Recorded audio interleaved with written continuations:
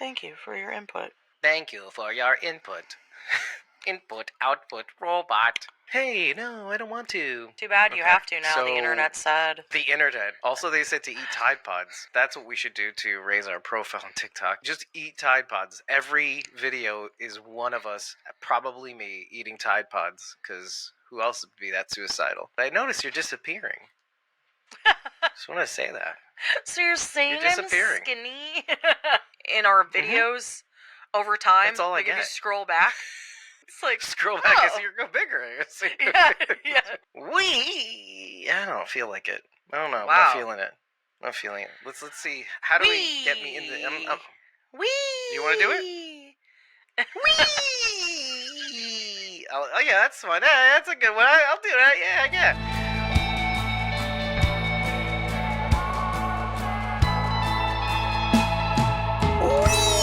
We are Squawking Dead, a podcast pulverizing programs beyond the Walking Dead universe. Sometimes we give you news, sometimes we make you laugh, most times we go deep. I'm your host, David Cameo. And I'm Bridget. And I'm Bridget. And we're here to talk about From's 7th episode of its 3rd season titled These Fragile Lives. As you may or may not have noticed, we did complete our run on The Walking Dead Daryl Dixon's 2nd season. Hard to believe it's over already. Yeah, our season finale discussion, which interestingly enough, when we were done, it was around 9 o'clock when the show aired publicly. We record before the public airing. So by the time I was done eating dinner and all that stuff, Brandon Davis came out with a little interview that he did with Melissa and Norman at New York Comic Con. I will be sharing that at some point publicly because I did share it in our Discord. Just talking about mostly the beginning of the season, Carol mostly, and he held it back because he did talk about the season finale a little bit. It's an 8-minute video or something to that effect. Worth watching. Brandon has been a supporter of this podcast, and I support him. He has lifted many folks in the space up, giving us a little bit of a spotlight and likes what we do. Same thing with like Kirsten Acuna and Sarah Beth Pollock, all those folks who are in the zeitgeist. So it's always good to kind of every now and again put a spotlight on him and what he does and what he's been trying to do. He's going solo. He was at comicbook.com. He's doing his own thing now on his YouTube channel. Give him a subscribe, enable all notifications just like you've been doing with us, right, Bridget? I don't know why I'm right. I just want to say your name. I don't know why you said You've been that, doing it. It's fine. but it's fine. I'm literally going to go follow Brandon Davis right now. Dang, commitment. I love it. What's his YouTube, Dave? Should be Brandon Davis BD. You are correct. After the episode aired publicly, AMC immediately went into their teaser for season 3, and then they dropped that teaser on YouTube. It's very, very short, but there were some really cool snippets that we will at some point. It's super short, but it looks super short. It looks very visually stunning. Emotional is what I would say based on the dialogue. So I think we're right about our predictions of like still going through some stuff this next season. I'll say that interview that Brandon did with Melissa and Norman, it's pretty much what we thought. It's a topic that is not over yet. We're talking about Carol. Anyway, we're not talking about The Walking Dead Daryl Dixon right now. We're talking about From. And this episode's called These Fragile Lives. And as we've been wont to do, we should be talking about the title and how it relates to this episode. I know there's a lot of different things that touch on this subject, but my first knee-jerk reaction is Marielle, Randall, and Julie. Oh, that's interesting. I would not have thought you'd have gone there immediately. It's really the part of the storyline that stuck out the most to me, I think. It's scary. I'm worried. They stumble upon the tower remnants. Well, like the dungeon. Well, we referred to it as a tower before, didn't we? I don't really know how to refer to it. The tower was the lighthouse. Well, no, that's a lighthouse. That's why I don't call that the tower. Well, when Tabitha was meant to free the children from the tower, she associated the lighthouse with the tower. This was more of the dungeon. Okay, Boyd fine, with his torch coming into this place. Wherever Boyd went with the freaking music box. Yeah, the music box. The music box area. Tower or whatever, as opposed to lighthouse the tower. The music box. Whatever. The reaction is scary. Being called to it and Randall's hesitancy and Julie's desire for it. I don't know. Something about that was really scary to me. I'm worried for them. Almost like a moth to a flame or a cicada to a tree or Randall. It's why he saw the cicadas in the vehicle, was so that he would stop there so that they would end up near there. It's so, I'm starting to hate this device, by the way. A little bit. It makes me want to like bang my head up against the wall sometimes. I don't know. Thank you. At least I don't feel crazy. I immediately went to Alice's, well, and then by extension, everything that touches Alice and Fatima. These fragile lives, we're talking about Ellis being completely helpless over his father's worms, over his mother's murder spree, and also initially watching his mother deteriorate before his eyes while Boyd was out in the woods doing God knows what, coming back to her killing a bunch of people, Fatima killing Tilly. Yeah, that part's absolutely bananas. I thought it was interesting that he goes for the psychotropics at the hospital. But it's clear because of what happened to his mother, he's that much more afraid of what's going to happen to his wife. He loves her. Because he thought I could do something. That's part of it. But it's kind of like this frustration that they weren't able to save Abby. And it's kind of rolling into this. Am I not going to be able to save my own wife too? Am I just destined to repeat this thing that my father had to go through? And now I'm going to have to go through it maybe. With my own wife. Oh, Yeah. like history. I see what you're saying. Yeah, Themes it's repeating. scary. It was an unexpected addition to some of the things I've been saying in the last few episodes about themes repeating or the roles of people who come into this place repeating. I don't like it. I don't like it at all. But here we are. I noticed some similarities between Fatima and Sarah as well. Jim says... It was Jim when he's talking to Tabitha about what she saw in her dreams as a kid. Yeah, he says, I almost killed Donna when I was out with the radio and the rain started pouring and whatnot. Out in the RV, the radio there. The radio theme keeps repeating for him. Sarah almost kills Ethan. And Sarah herself was told to kill Ethan so that everybody can get free from this place. But something similar happens here. Fatima is angry. She's suffering. She's screaming in a similar fashion to Sarah. I'm sure she's not getting messages.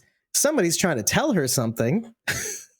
And every time somebody comes into the room, those messages stop, which really infuriates me. It's like, what are we doing? What's happening here? Her belly becomes concave, and then all of a sudden Ellis walks in, and they're trying to make Ellis think that there's, oh my God, my wife is going crazy, just like my mom. And then the whole thing with murdering Tilly. In a similar fashion as Sarah kills Nathan. Obviously, Nathan got his throat slit by a scalpel very cleanly. It's not as accidental. Sarah turns around with the knife, and that's why she accidentally hits Nathan. There was no intention there. I'm not saying that Tabitha had intention. And scalpels are very, very sharp, too. She took it and like there was the full action was there. I thought Tilly's reaction was probably the most interesting. You have to run because technically for following the rules, she would have to be put in the box. Rachel's saying, where is she going to run? Question mark, question mark, question mark, question mark, question mark. They're going to end up having to hide out in the woods. Let's take a step back. Somewhat like the last episode, there's so much to talk about, but not a lot of places to go, kind of like this place. And it's a little on the frustrating side.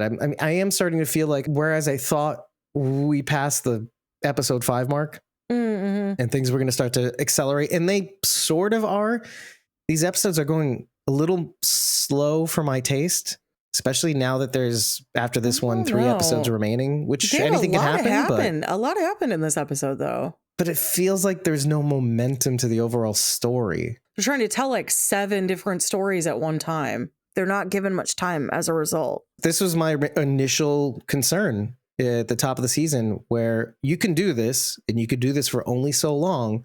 But if you keep doing this and not focus on particular storylines and give them room to grow and move, because again, we pick up where we left off in the clinic. After they saw that there was nothing there in the thing, she's been eating garbage for only a week. And to Rachel's point, I'm most interested in Victor's story right now, but arguably that storyline is moving the slowest, in my opinion. We keep getting hung up. I'm hopeful though, because it kind of set us up. Again, this was another episode of setup to get some momentum. That happened the last time we talked about this, when you and I were in Tampa for Spookala. It was like the setup for all those storylines, and then all of the storylines move forward. So again, that same thing is happening.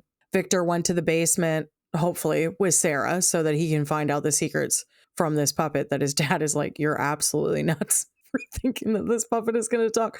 But you know that puppet's going to talk. It's my Do we- nightmare, do so we it's know going to that that talk. Of puppet- course it's going to talk. And because Sarah's there, by the way. Yeah. And that was kind of the point. They didn't want Sarah there the first time around because Sarah, in her own spooky way, would make it talk. And Henry's not ready for that. Or maybe they just needed to eke out these fragile lives to eke out a little bit more misery between Henry and Victor, which I'm fine with, actually. It's probably the only thing I'm fine with. It's just hard to watch all these people suffer with no payoff. You see Boyd deteriorating too, in similar fashion to not being able to do anything about Fatima. Yeah. Ellis, particularly. Boyd is having a hard time doing something about Acosta. He's getting by. I don't know. But- I felt like for a Oof. second there, was Acosta gonna kind of be what Kenny needed in that moment, but then she flew off the handle. Okay. So it was kind of like to fake you out. Yeah. Like, maybe. Nope. Nope. I actually really do get it. She just got here. There's a lot going on. She does want to connect to these people, but then she doesn't want to connect to these people because I don't want to get complacent. It's like, wait, I just forgot. You need to focus on solving the mystery like Jade did when he first got here too. Yeah. Rachel is shipping A Kenny little and bit of that Acosta. going on. Okay, I was thinking the same thing. It's in my notes. I'm You not. did see that little twinkle from Kenny. Yeah, there was a moment there, and I thought it was really nice that she was like, "Oh, you lost your mom and your dad while you were here. I'm so sorry." There was something really nice about that, and she Yeah. doesn't have anybody waiting for her back home. I loved that he asked that right away. Way to ask the important questions first, Kenny. Like, do you have anybody at home? And she's like, "No." It's weird. Maybe this is a guy versus girl thing. Could be. But I registered that as family, and you registered that as a significant other. Well, no, he asked about family, but I think that would be your moment to say, I have someone. And she had no one waiting for her. That's what she's saying. Does he maybe really genuinely want to know? Probably he does want to know that, but it's also that was her opportunity to say whether or not she had a boyfriend or a fiance or a husband or a wife or whatever. So she had a little bit of extra stank on that answer. And she So was which just like, is like nobody. Kenny's like, oh, well. Something felt really sad about it. Yeah. I feel like I need to take a step back because lately I've been getting the sense that all of the kind of like the folks on Lost, but not really as much. This is way, way, way more intense. I've been starting to think that the people who end up here have more of a connection to each other than we realize. Maybe it's familial connection. I'm talking about family. Could be that they were connected outside of this place before they ever got into this place. Whether it's the dumb thing that I said about Elgin being Fatima and Alice's kid, or Tilly knowing somebody here before they got here, Randall being the son of Mrs. Davis, who with the car. And okay, let me focus on, because this, again, I can't prove any of this. I'm operating based on feelings. I cannot give you much evidence at all. But there was something in the way Jade was looking at Tabitha.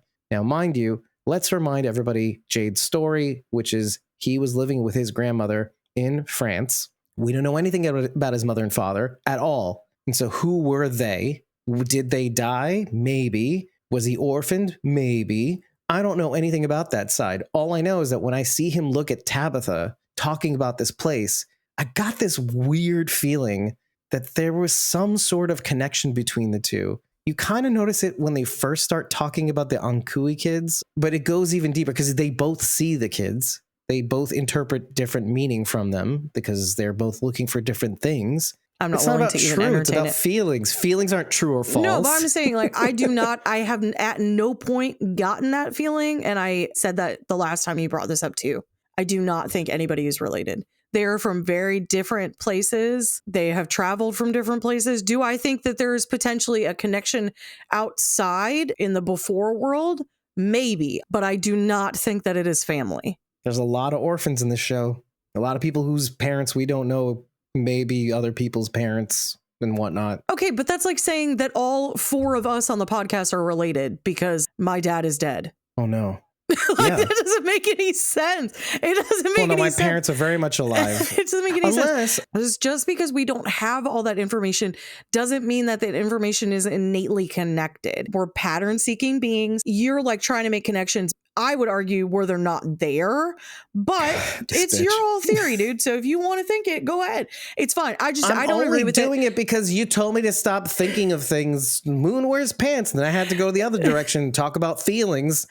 It's the same. I can't do right by you, Bridget. I can't do right by It's you. the same thing with Elgin being the baby. It doesn't make sense to me. Like, it's too far out there. Yeah, of course it's far out there. Yeah. I get the show is weird and it gives us really crazy information. I'm not willing to bet on any one direction right now. I don't know why I'm such a straight man when it comes to the show. I don't know what's happening. You're beyond a straight man. You're like, in the absence of evidence, which is basically everything, I don't want to participate in the show and the fun of it. I'm no fun, Bridget. I've never met this Bridget before. I don't know. She's only here for prom, and I'm like really adamant that I just enjoy the ride. She's only here to put me down, basically. That's the role. I'm exaggerating naturally. To Rachel's point, I wish they could give us at least one direction. The band? Oh, too soon, Dave. Oh, what? Did something happen with the band that I don't know about? The guy died. Did he? Oh Liam. my God. Liam died. I only know did because not of know TikTok. that. Wasn't aware of that. 2 weeks ago. It was really recent. Was it really? Oh my God. Yeah. I did not This know like that. just happened. Moving along, let's use this as an anchor of some kind because Ellis slams down the antipsychotics, paliperidone, Okay. which treats schizophrenia mostly. The prescription belongs to an M. Thompson. Think of all the M names you know. There's Marielle Sinclair. There's also Miranda Kavanaugh, technically, but if she kept her last name, it could have been Miranda's antipsychotics. Then again, it could belong to somebody we don't know about. Well, It's Dave, always those been were there. like newer looking bottles. That's kind of what I was thinking as well. Yeah, but- those were then who much would newer that looking be? bottles. Oh, Maybe someone well who's not then, even okay. alive. Or maybe Officer Acosta isn't Officer Acosta. She is acting a lot more irrationally. I know. Here's the thing. Just walk with me and then you can respond. Okay. Think about it really clearly. When we see her for the first time, Tabitha's Mhm. waking up all of a sudden in an ambulance, presumably with two EMTs and a cop. That cop holds up Acosta. That's me. There's no photo in the actual badge. It just says Officer Acosta for the most part. And one more little bit of a possible tether there. What good is a gun in this place? The gun has no purpose in terms of killing the things that actually want to kill you. About the Correct. monsters, she found this out the hard way. Correct. So this gives me a little bit, and Boyd probably, Abby Stevens vibes. Because if all we have is each other and it's us versus this place or the monsters, why is she so insistent on having the gun? Yeah, it's true. I didn't really think That's about it. that. That's I it. didn't think about That's that. all. Here's the thing. The fact that she was in the ambulance with these two, well, they were Mhm. EMTs. She was on the scene, quote unquote. But where did she get the police uniform? Spirit Halloween.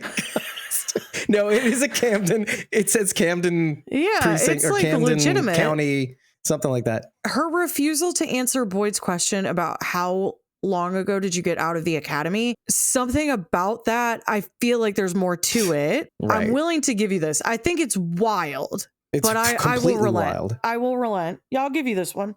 Dude, Bridget, listen, I'm not committed. I'm just keeping my eyes open because, like you said, it will unfold. Questions will be somewhat answered in a way that is still going to frustrate us, but you know, we have to kind of think about this. Because like you said, the bottles did look newer. They didn't look Yeah. aged. Not even like aged, but the model of the bottle itself looked Was newer. But you'll see oil spots on labels and receipts and stuff I like that mean, eventually yeah, over time. I mean, I've had some bottles rolling around in the bottom Yellowing. of my purse and they still look fine. Didn't it have one of those like little push tab things on the side? Like that's a newer pill bottle thing. Correct. That's, that's from like the last 10 years or whatever. What was the other medication? They were both polyperidone, I think, but you couldn't see the label on the other one, but I Oh. would have to guess that was the Okay. case. But M. Thompson, yeah, I don't know. He may be onto something. And also it having been probably from the ambulance is, I think that he sort of mentions this in passing. That's because that ambulance has plenty of emergency This medication. isn't f***ing aspirin we're Things talking that can about! make her stay calm, These okay? are powerful antipsychotics. You have no idea what kind of damage. Okay, this so will what cause. then? It could have been one of the EMTs. He could have Sure. been schizophrenic and medicated. Kind of wish I saw the labels on their uniforms if they had any. Yeah, I don't know. We can go back. That's not now, but we can go back. Not ever, probably for me. Let's keep going with the Acosta thing because Okay, one of the things I did say in, I don't know if this is the last episode or the one before, where they were yelling at each other about the gun or something to that effect. You see a level deeper on Acosta mimicking Boyd's speech patterns. She was talking to Kenny. She kind of stops herself from flying off the handle with him because he is being nice. She is frustrated. Oh, but where she does kinda that this thing. She does that thing that She Boyd goes, does where he stops mid-sentence and Yep. And then yeah. kind of rams her fist into her open hand sort of situation. Yeah, And then yeah. it was kind of a Boydism, isn't it? That is weird. Well, for him to Trying to imitate it right now. Yeah, that's But- weird. Do you remember what I had said initially about that? Boyd hates her because she's right, that maybe she is the Boyd replacement. Arguably, she has a lot more perspective as she comes in. She's asking similar questions to Henry with Kenny in the diner. Yeah, but Kenny brought up a really good point because I often think this when the new characters come in and they start asking all these questions. And I'm like, well, what is everybody here an idiot? Nobody thought to ask all these questions before. And I think with Jade, it kind of buried some of that because you're like, well, Jade is like really, really, really smart beyond a normal person's level of intelligence. He knows a lot about the sciences. But he kind of goes a little too far. I was so we willing to can't say, connect like, with it. okay, well, so maybe Jade's just really smart and that's why he's asking these questions that nobody else has asked. But then Kenny lets you know, no, they've all been asked. As if he's talking to the audience. Oh, yes. That's what I love where he's like, the theories just keep coming. And I was like, oh, they do. Yes. He was like basically saying, Bridget, you're going to like this. Kenny says to the audience. Yeah. He said, Bridget's going to like this in particular. Hey, audience, you're dumb. Stop asking so They've many been questions. asked and answered. Stop asking so many questions. I'm Kenny and you're Acosta in this situation. I'm comfortable with that. Well, I liked what he had to say to her. Of course I did, because I it did too. meant that I was right. You really are turning into me, and it's really, really It's only on this Interesting, show, actually. Dave. It's only on this show. I like being right. I'm like, wait, what is happening here? Going back to Kenny and Acosta, there's a lot there. Let's just talk about Kenny being kind of zen and in a way kind of being the Boyd in the situation, but not being Boyd because he's not being yelled at by Acosta in a way. Well, he was very much playing the part of his mom. He made tea to calm Acosta down and he tries to talk reason into the situation. Like, no, we've all asked these questions before. He's brought up his philosophy again, which this is not the first time that we've talked about. You have to adapt or the place breaks you. I don't know that Kenny's the first person to say that. I honestly can't remember who said that first, but that has been said a couple times in the show. It may have been Boyd. I was going to say Boyd. Well, Bridget, somebody else said that in this episode, and it was Marielle. Interestingly enough, she said, I know what it's like to be violated by this place. I remind myself it isn't real. That it's just fear, and fear can only break me if I let it. And that's hard. I get it. I really do get it. Marielle is the person Fatima should be most listening to because of how deeply violated she was by this place. Yeah. And yet, I really do feel for Fatima as much as I do not want to in some ways, because it's the Sarah effect all over again. You can only witness so much suffering and complain. Well, not complaining. I'm sorry. I don't mean to say it that way, but you are a viewer. You are disconnected from their experience. You only have a pinhole into what you're watching and experiencing. It's a very difficult thing to get a person like you, the audience, to put yourself in their headspace. You just have to kind of take an inventory of everything that's happened here. You don't know what's happening for basically this entire season and some of the last season. You have to think, ever since she got pregnant, sort of what Donna brings up in this episode, I told her it was a miracle. Boy, was I wrong. You have to think this entire time, everybody has had this thought about her, and she is having it too now. Monster baby, demon baby. Yeah. And now that it's not, you're thinking, I'm the demon. And she says it. Fatima says it finally. She says, she names it out loud. And as soon as she names it, oh my God, her concave stomach. Well, Dave, you know what? I'll give you this, Dave. I will. You said that lady was probably Fatima, and I can see it now with the sunken cheeks, and she's very, very, very skinny. And I have to say, I know that Rachel said that she's the most interested in Victor's story right now. And Victor's story is very high up for me, but I am actually really wanting to know what's going on with Elgin. Agreed. When I saw the concave stomach, I was like, Hold on. Let's take a pause, because did you also kind of hate it? Well, yeah. That I could have been right. Now Yeah, put a that pin you in were my right. Yeah, it phrasing made of me that. furious. But here's the thing. Forever a contrarian I am, Yoda says.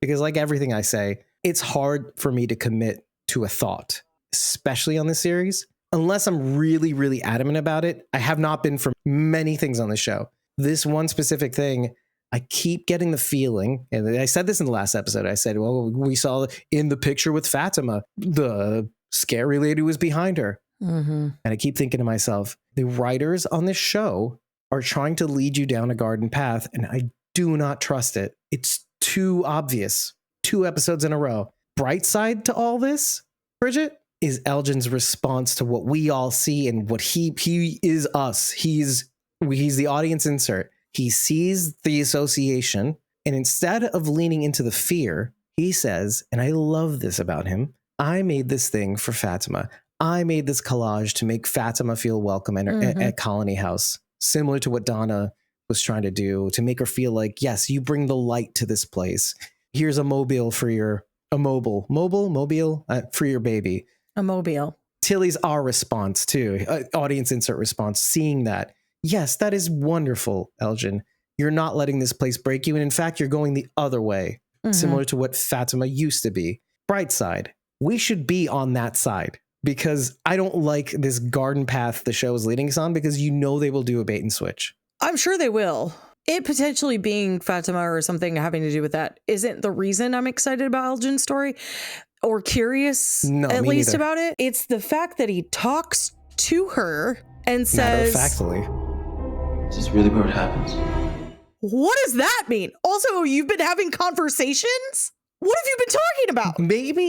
Maybe this is his response to what she said in the last episode. Help me, Elgin.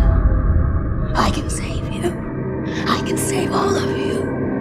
I can help you go back home. But then you see the body in the corner, and you must think in your mind, this guy is my future. Somebody told him a long time ago to do the same thing. Is this where it happens? Is this what, do I have to be this guy in the corner I as well? thought for sure that door was going to close behind him and that armor was just going to right back and he was going to be stuck back there. You don't go in there by yourself. Are you insane?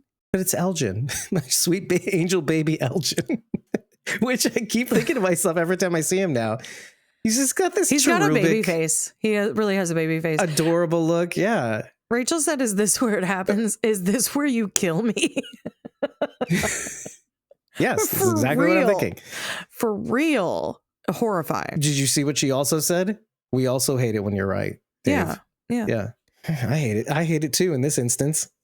I hate it a lot, because the outcome is not exactly what I wanted. But I don't want to say this, but I'm gonna, and you're gonna hate me for it.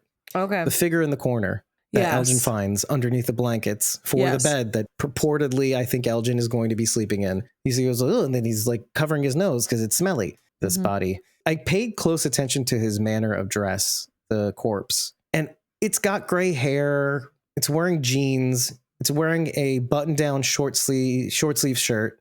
I got Henry Kavanaugh vibes for some reason from that corpse. Don't know why. That's fair. I don't know what that has to do with Elgin. This is also the same cellar where Jade saw the body trapped under the boulder. This is also Right. where Victor hid from the monsters. With Eloise for a tiny bit. Yeah.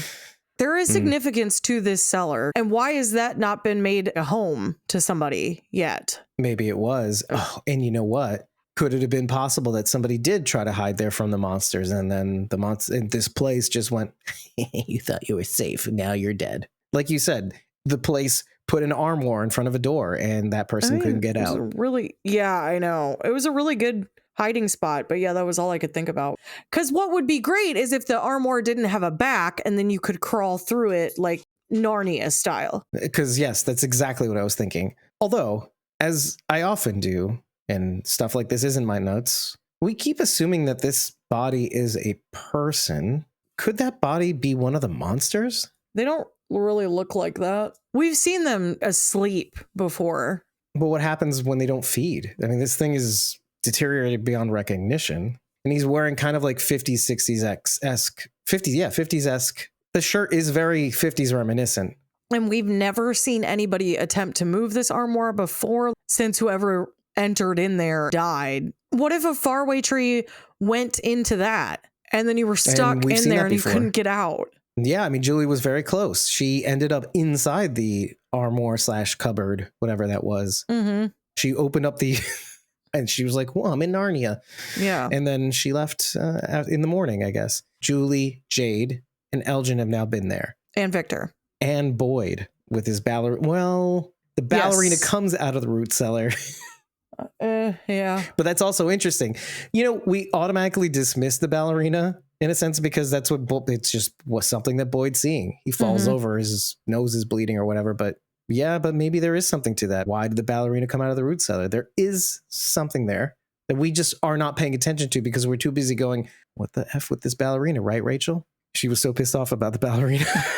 I remember, I can never forget. Yep, there you go. Did you get the feeling, as this is like near the end of the episode, Victor's banging, also knocking, it was an interesting parallel too, as the creature, I'm assuming the kimono lady was knocking on the door behind the cupboard.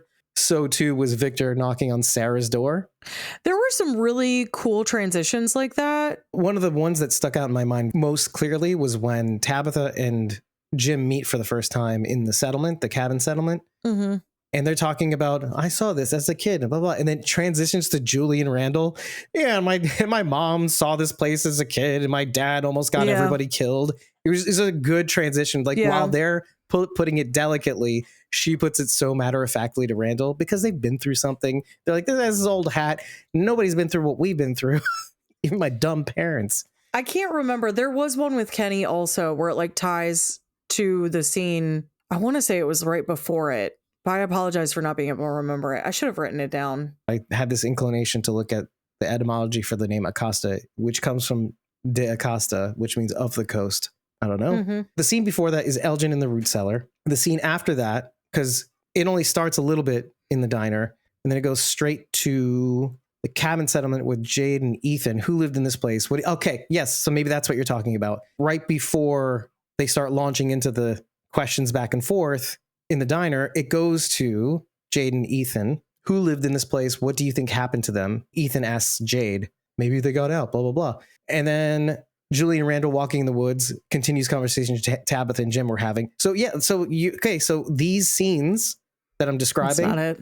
Kind of That's flow. not it. I can't remember what it was. Well, then, okay, let me go back to what I was trying to say before, because the knocking on the cellar door goes straight into Victor knocking on Sarah's door. And in that instance, he's looking at Jasper. And I noticed that his eyes, the dummy's eyes, match the tie and the vest that the dummy is wearing, but they looked kind of brighter. Maybe it's the sunlight. I thought it was just like the way that the sunlight caught it. And I did look at the prior scene.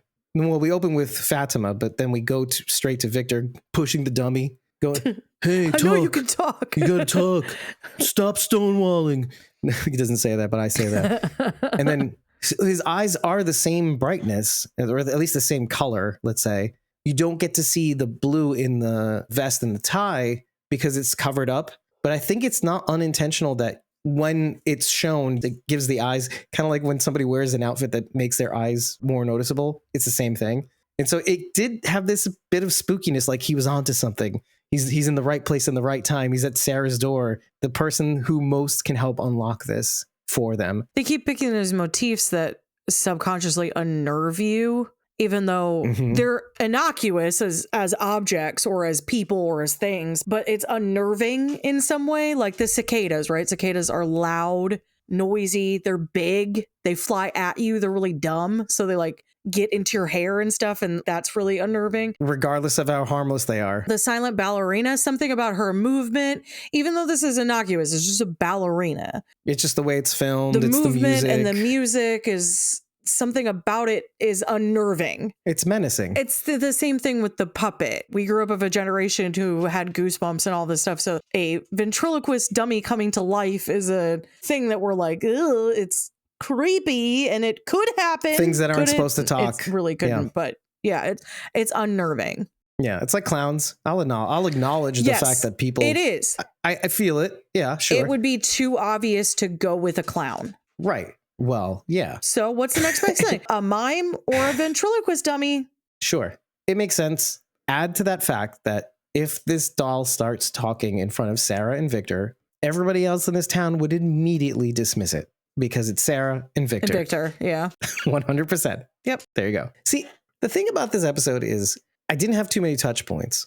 And I literally can end this episode right now and feel fine with it. 100%. And I hate that. I hate when there's so much, but so little to say. Yeah, there's not much to talk about because it was just little things. Elgin's really arguably the thing I'm most excited about. Victor is a close second, finding out what the dummy has to say, maybe, if anything. So Elgin's lapped Victor. We have Donna and Henry grabbing a drink at the bar. I feel for Henry. He's got a lot of guilt. What's happening at the settlement is kind of interesting. The two people that leave the settlement who are just like background actors that we've never seen before. Yeah, maybe Roger is one of them. They do say that whatever's bumping around in the night is different than True. the monsters in town. And then they left alone, which I felt like maybe didn't bode well for them. I was thinking the exact opposite, actually. I was like, Oh, you know were you? what? Just go, let these people kill themselves. I was Jim, like, Tabitha, well, maybe Jade, they don't make it Ethan, back now or something. You're better off. That's literally what I was thinking. I was like, you know what? Don't worry about them. They'll get you killed. I think it's interesting that Jim is projecting a lot on Tabitha in this scene. You're trying to make sense of something that doesn't make sense. And it's like, bro, have you looked in a mirror lately? Do you not like remember that that's literally who you are at your very core? But it's fine. Just tell your wife that. It was kind of annoying, honestly. I'll give you one thing. When they fought in the last episode, you could easily go, hey, you're both wrong, but you're also both right. Sure. I side with both of them. In this episode, I still side with both of them. However, I did appreciate the fact that Jim in his own way was saying, I just don't want what happened to you to happen to me and some other people in this place. We pushed hard and we almost got people killed. What he didn't say and what he probably could have said was, hey, I pushed hard and our house fell on you. You weren't there, but it happened. It got other people killed because they were trying to help me find you. Yeah. But he mentions Donna and he mentions, well, Julie says almost killing everybody in this town. He only mentioned Donna, I thought, in his dialogue. And Sarah almost killing Ethan. Because it has a similar vibe. Sarah's pushing or following the monster's orders, trying to make sense of this place. And she listened to them and she almost killed Ethan. So in a way, he's saying to Tabitha, don't be like me. Don't be like Sarah. Don't listen to this place. It might not be true that you've been to this place before or you saw this place before you saw this place. It could be true. She is right. There is a difference. You saw it in a dream as a child. But what does that even matter? But the fear is there. Jim experienced the fear of pushing too hard on this place, trying to be what Acosta is in this episode, trying to figure this place out, trying to communicate with the outside world, trying to get the radio to work, trying to send a signal somewhere so that somebody could hear it to let people know that people are trapped somewhere. And the more he pushed and went down that hole, the more this place effed with his family. It collapsed the entire house on quote unquote Tabitha. She wasn't there, but she could have been had she not dug a hole and escaped through the tunnels underneath it where the wires aren't connected to anything. And okay, keep going down the line of Jim because all of that led to them being in the RV, Boyd seeing Abby Stevens in the RV as people were escaping this place. Remember how the monsters stopped short of the RV because of the lights flickering? All of that was set in motion by Jim trying to conspire with Randall with the drone, trying to get the antenna higher, all that stuff. He kept pushing. So I get Jim in this moment. He's just saying, I'm scared. I don't want you to get hurt. Now, I do acknowledge also, Bridget, the feelings that you're feeling right now. Is there a little jealousy? So you have a connection to this place? Oh, you can keep pushing, but I can't? Maybe. What makes I don't you know. so special? Again, what does it matter? So what? You saw it in a dream as a child. It's not like you have answers for anything. If anything, you only have more questions. And then Jade's whole diatribe about. That means that you didn't actually have free will. I can't. I was like, holy cow. I have love to just that. like check I love out of that. this now mentally. I like couldn't Well, handle no, it. I don't love it for the reasons you think I love it. I love it because Jade is listening now. He's not producing some sort of theory. What he's saying is basically antithetical to everything he's ever believed. He's always thought, I'm a self-starter. I created a multi-million-dollar company from nothing, or maybe even billion, right? Trillion. Let's go further. For somebody like that, saying that there is no free will, it demolishes who you are. You literally have no control. You were always meant to be in this place. So what does that do for somebody like Jade? Completely shuts him down, but at least he's listening to this place. Oh, this place is more significant than we thought. Throughout that whole exchange, that was the most significant thing I got from that. Because you could go, oh, she was chosen by this place. No, who cares? You're not seeing the bigger picture. She was always meant to wind up here, which means she was always meant to drag her family here, or whatever life brought her. Yeah, which means are all of you meant to be here? And you didn't ever have a choice. You were always going to end up here. Oh, then there's a series of consequences that you can draw from that conclusion, which is, was Thomas always meant to die? I don't like trying to wrap my head around it. It's why I was like, I can't. I'm done. Because it has implications. You have to literally deconstruct this entire sequence of events that led them to this point and say, well, that's part of it. All of that needed to happen for her to get here. Yeah. That's difficult to grapple with. And to Rachel's point in the chat, aside from her colorophobia, fear of clowns, whatever happened to Sarah's voices? ? They just randomly stopped for no reason. Very true. Because I think they were done with her, basically. They got her to kill somebody. Didn't have to be Ethan, but I think they would have wanted it that way. It ostracized her from the entire group, which means that maybe Double there was something she was supposed to do as a trusted member of the community, and now she no longer can. So they have won in some regard. Or maybe kind of like the Rube Goldberg machine of getting Henry to this point to stop Victor and Sarah from finding Jasper at that particular moment. To screw with each other, to get Victor to care about somebody in this place and hope even more to save these people than he already does. In a similar fashion, what they did with Sarah was not all that different. I think in the end, they said to kill Ethan, but they got her to a point that she was always meant to get to kill not only Nathan, but to ostracize her from the town. The whole thing wasn't about Ethan. Wait, she does still hear voices. Does she? It's when she's traveling with Boyd. At the dungeon, which we saw again today. I forgot, yeah. I wanted to add another factoid that I think we kind of forgot, but I'm not saying that it's significant, but when I thought about it, I was like, oh, that's creepy. Where is Sarah living right now? Isn't she living in her old house? Yep. Why? Because the two people who were there died. She got to live in the same house that she lived in with Nathan. I just thought it was interesting to remember that fact. I don't know if she willed it or if this place was like, you can have your old house back. You can have your little trinket back that Nathan gave you. They gave her a little bit of comfort in a weird way because she liked that house. She liked living with Nathan in that house. She liked the trinket that he gave her. Well, Kenny thought it was something smashed to remember. That to smithereens, so. But she's probably still in the process of putting it back together. Maybe that's what she's been doing with her time. I don't know. It's not been that long. It's been a week since Kenny smashed it. Only a week? He got all his anger out. Yeah, I think so. A week or so. Yeah. God, it's just impossible to keep track of time. As much as Jade Beards keeps growing every season, that Rachel whole span said of it's time longer is than that. She said Fatima's been eating garbage for a week. True. Well, let's just say 2 weeks. It's been 2 whole weeks since season 1 and season 2 and season 3. Just kidding. I have no idea. This is part of the reason why I don't like that they keep moving these multiple storylines so slowly across every single episode, because it feels like we go nowhere. So Rachel says in the chat, she says, finally, David, you're feeling how I am. Well, this is why I was getting so damn frustrated. And Rachel, it's not for the reason that you think though, because if we were just watching the show, that's fine. Problem is that we're having to pick each episode apart. And I didn't much like doing the season recaps either, but I do prefer taking it episode by episode. But even that is difficult because what we're charged with doing is trying to develop predictions, saying what we see, what we think might happen. So I definitely enjoy this more than what we were trying to do before. I do enjoy watching episode by episode. I do not like analyzing the show.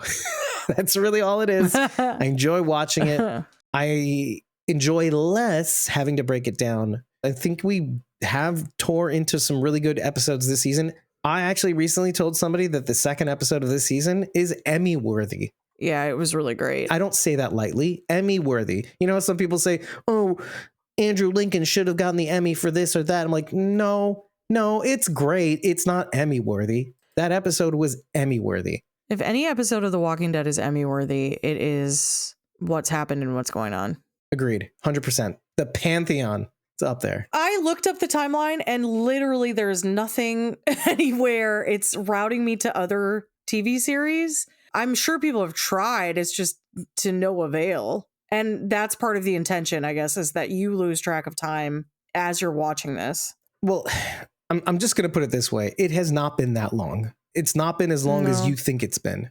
100%. I would even be so bold as to say, I think this whole thing from the time the Matthews roll into town until just this episode could have well have been a month max. It doesn't feel like it, but that's the thing. I was thinking about this before I even watched this episode, but after you watch this episode, you get that feeling even more. This whole sequence of crazy events starts when the Matthews get into town. Not only that, it's the other car. It's Jade. And hey, that could be another connection between Jade and Tabitha. These two people are pretty special for reasons that we love, but also Tabitha has been here before she was here. Well, and they state that it's rare that more than one vehicle show up so close together. And that's not nothing. Well, just like we don't know that a bus has ever come in and then it happens. But here's the thing. As Kenny states, the people who existed before the talisman were found are fewer and fewer. There's not many of them left. Which goes to my point about repeating archetypes and people being replaced. You don't have the information because we don't know. Has a bus come into town before? I don't know. Maybe.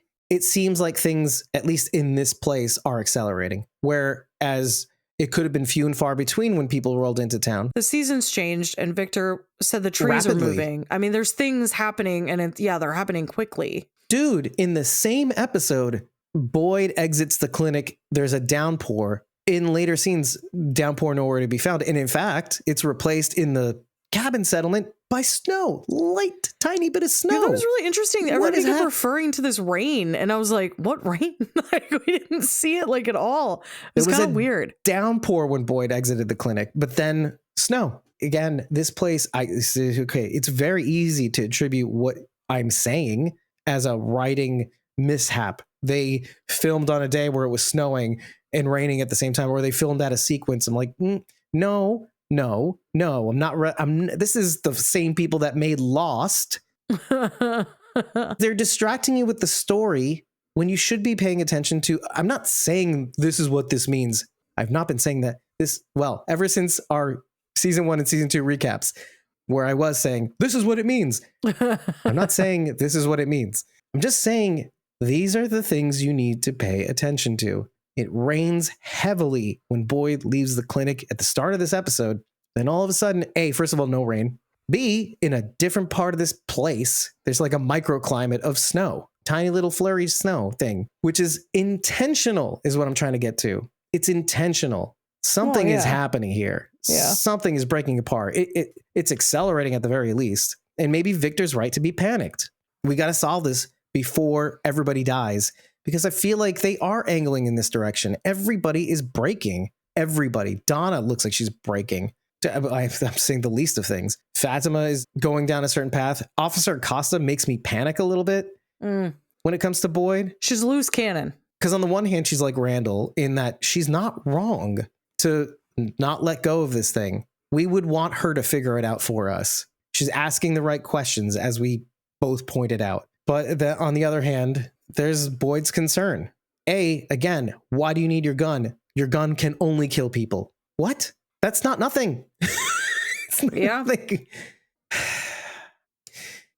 Bridget, why are we quiet? Do you want to know why? Several things, but not a lot to say as you go down the line. Because it's just inches. No. We went inches. I knew this going into this discussion. I don't know that there's anything really left to say. No, there isn't. which is frustrating for us. Yeah. I mean, if we're wrong, please tell us in comments, because I really would like to know if there's something in particular that you're wondering about. By the way, I want to make very clear, I'm happy being that crazy person that you seem to be like laughing at in this series. I don't know what it is, Dave. But to be fair, It's very entertaining for me too. I am super conservative when we watch any show that we watch. When the theories start to go too far out into left field, I'm always like, no, I don't like that. It's so weird because I love conspiracy theories, but I don't like it with TV shows. I don't know why. I don't know why. Real life, sure. Let's talk about Mothman. Well, yeah, right. Conspiracy theory Bridget was all of a sudden not a conspiracy theorist. Only How when it comes weird. to television. I have no idea why. It's so weird. Although I will tell you, like, very matter of fact, if I'm like, this is what's going to happen, I know what's going to happen. And then It's I say been it's because I wrote the show. Scant. I know. It's scant. It's scant. not appeared in any of our discussions on From. I all. cannot do it for From. They're playing 3D chess. I can't do it. It's difficult when they have the run of the board and we can't even see the spots and where the pieces are. To Rachel's point, it's like we're stumbling around in the dark. Mm-hmm. And they have the run of the board. They're misdirecting us at every single turn. It's almost it's a little mean. Hey, let's be honest and fair. I bet they get so much gratification out of writing for this show. Which is why I said it's a little bit torture because, and I think it's 100%. And I said this in the last episode, but it wasn't 100% emphatic on my end. It's genius. 100%. We're pattern recognizing machines. The writers know this. And they know we're just going to gravitate naturally to the mystery. We're going to gravitate towards theories and trying to, how does this make sense in our brains? How does this make sense? So it baits the hook. Mm-hmm. And so in that, we're placed in this, okay, not quite the same position as the characters on the show. It's torturing us to not know what's going to happen next, even though we're more of an omniscient viewer seeing what people are not talking about with each other. It still puts us in a position where we don't know what's happening just as much as they are. Again, it's genius. It's absolutely genius because we could just as easily turn this off. It's like some of the criticisms we said about The Walking Dead. Are we bad people for watching these people suffer? But we can't. We can't. No, I gotta know. Because we're human. I gotta know. We feel for these people. The marketing for Lost was great. If it pulled in 100%. some of that weird marketing, I'd be all for it. I will say, in the third season, it feels like this series is starting to pick up. I have seen With so larger many more audiences. people talk about this show now. It's still not common enough that when we were at a horror convention, we would say From to people and they did not know what we were talking about pretty frequently. Maybe because we did, because people have come back to us and be like, yep, you're right. Holy crap. This is Walking Dead level. Yeah. Sure. Let's go to what Rachel says. I'm good with the mystery for a season, not for an entire series. Whoa. Wait, what's She the said that in whoa, regards whoa? to you comparing it to The Walking Dead, I bet. Oh, The Walking Dead. There you go. I said level. I didn't say it was The Walking Dead. Heavens to Betsy. No, I would never say that. They're absolutely different shows. One is all about game theory. It's all trying to game you. That's From. For me, Walking Dead is still up here. From is like somewhere down here. Can you describe that for the audio podcast? No, I can't. I can't. Just picture it. Walking Dead is higher than From. Did it? There we No, go. you didn't need to do that, Dave. They would have gotten it from my vocal inflection. They would have. They know me. They know me. I'm trying to go back to my mansplaining roots. They understand me. Not like you when you mansplain to me. It just I'm drives you trying crazy. to reclaim my power. I was gonna say it has the What a maniacal laughter. it has a level of rewatchability that I enjoy. Mm-hmm. I've gone back and Well, watched there are this touch points. a couple different times, and there are different things that you pick up each time. I feel like it doesn't have me hooked like The Walking Dead had me hooked. The Walking Dead had me so thirsty for content that I watched every webisode that came out. I was obsessed. It was all I could think about. From is good, and I think about the episode in between episodes, and that says a lot for me because I don't really feel about that way about TV shows anymore. Well, and for all the frustrations that some of the folks in the From family had on Twitter about, hey, why don't they just drop all the episodes? I said, girl, I was a girl at the time. I said, girl, you know why? Because we get to spend all week. I see you going back and forth about what does this mean? What could this mean? I bet it's this. I bet it's that. And yes, that's the point. so that Yeah. you can let these episodes breathe in your mind and bloom, ideally, into something, into all these different things that you enjoy. You're enjoying digging into the series, because if you drop them all at once, Look at that, folks. What's there? Delayed gratification can be enjoyable. Take it easy. It's why this show works, by the way. It's just the It's only reason why it Dave works. is an edgelord. Speaking of edgelords, Randall. I'm kidding. Okay. There is one thing that we have to kind of hammer home a little bit. It's something that we have brought up infrequently, but have for the first time eventually, because it hasn't happened yet. Marielle, Julie, and Randall will be, for again, these are people that have not really connected until they became dungeon pals. And even since then, they have not really connected until this season. And furthermore, they will be under the same roof. Now, what the heck does that mean? For instance, Julie seems to be a little bit on the fly-by-night side. She's terrified of putting on a brave face. Marielle goes even harder in the paint when it comes to having this weird mental discipline, which is alien to us almost, especially when compared to the characters on the show. Randall may be right, but maybe he doesn't feel anything. He's a liar.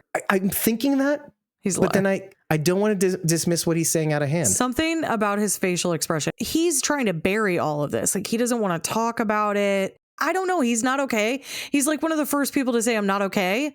But then he does not want to talk about it with Julie. And she's looking for someone to connect with over this. And well, let's keep going on this note, because I just feel like where we wanted Julie and Elgin to kind of have a thing, I don't hate. There is an age difference. Let's acknowledge that. I don't know. It's like a puppy love thing. It's just kind of following after him. And yeah, sure, he's giving her the time of day, but I don't know that it goes back that way, because it would be so creepy if it did. I agree. But it didn't feel untoward or weird. It felt nice, like they were making a connection. But again, that doesn't have to be romantic. Shippers. No, I agree. I agree. And speaking of untoward or weird, Rachel is going to bed. Yeah. It's interesting to see that, and maybe this place doesn't want them to be all on the same roof, which is why Randall runs off, and there's all this weirdness going on. It's getting darker. It's this 3 episodes till it takes to get to dark since last night, where they just killed Nikki, basically. I think it was. I can't remember exactly. A night passed in between there that we didn't see, because Marielle goes to stay at Colony House and then wakes up in the morning, gives the IV to Fatima, and then leaves. It'll be interesting to see what happens when all 3 of these people find themselves at the clinic. Julie, Randall, and Marielle. I hadn't really thought about that. What does that mean? Is this place liking that? Is it not liking that? Is that why Randall runs off? I just don't know. I like it. You have to pay attention to the things that aren't shown. It's just the fact that they're there or going to be there that's interesting to me, that you're not paying attention to. You're too busy looking at the dummy that Victor has, and the terror that Henry has over Victor losing his goddamn mind, which, listen, I am with him. It's really hard to watch. It's suffering. It's torture. It's the torture we love, though. I wanted to make that clear, by the way, in the last episode, as much as exhausting as that last episode was, and animated I was over some of those facts, I still love it. And I love you, audience. And if you like what you've heard, head on over to ratethispodcast.com/squawkingdead. 5 stars and a pew pew is all we need to know that you love us. I hate myself. Tell us what you liked. Tell us what you didn't like the pew pew thing. But remember to tell us after every single episode. And if you really like what we're doing, consider joining the chat by following us for free on either Ko-fi or Patreon, and hitting up the posts with our recording schedules, which are also free to attend, like Rachel was in the chat today. And if you really like what we're doing, you could tip us and get our unedited episode discussions for when you can't make the chat for 30 days. Or join a membership tier on either Ko-fi or Patreon. That's ko-fi.com/squawkingdead or patreon.com/squawkingdead. When you do, you can get a whole bunch of cool perks. Tipping on Ko-fi gets you access to our Discord forever, but joining a membership tier gets you more and more access in our Discord and more access to us, because if you happen to join the Survivors and Great End tier, you can join us on these episodes talking with us with your face, head, mouth, similarly to the way I'm speaking to Bridget currently. Yes, you'll be on the show. That's the thing. That's the perk. Check out the whole range of perks on all 4 tiers on both sites. That's how she got. And then, you know what? If you happen to vibe with us and gel with us, we'll do a very cruel trick of telling you that, no, I've canceled your membership, Bridget, because you know what? You're the best and I want you here forever. And she's disappearing before our very eyes. It's a little inside joke. I've been your host, David Cameo, and I'm joined by Bridget, aka Punky Brewster. You can follow me over at ko-fi.com/Punky Brewster. That's PUNKYBRUISETER. And that's the show, folks. I really do hope you enjoyed both the episode of From and our discussion on it. I really do hope that you enjoyed our last episode where we talked about the Walking Dead, Daryl Dixon, The Book of Carol, Season 2, Shamalama Ding Dong discussion, which I'll be editing later than this episode because now that that season is over, I can take a little bit more time to do a proper edit and save some money in the process because, again, we could use your memberships to help pay for things like editing and advertising and audience outreach and tools to help us make our lives simpler on this podcast and fund more cool things like attending conventions. That's what your support helps us do. We have hosting to consider and all these other cool things. And I should mention that we should be dropping a ton of merch in the next week or so, namely Squawking Dixon, The Caw of Carol logo t-shirts at the very least. I'm not sure about an art design. I have to kind of go back and forth on that. Cease and desist. The logo at least should be fine. It's the art concept that we have to be very careful over. We do have a Squawking Silo shirt in the chamber, and we also have a Squawking From logo and art design in the chamber as well. We just have to pull the trigger, the pew pew, which Acosta did get without the bullets, by the way, which I thought was a very weird reaction on her end when she did get it. It's like she appreciated it, but also was like, just makes me feel better sleeping at night with this gun, even if it didn't have bullets. Even if it doesn't do anything. I mean, it doesn't do it. I feel so much better with my pew pew. Now I can't stop saying pew pew. Okay. Ooh, child, things are gonna get easier. Ooh, child, things will get right.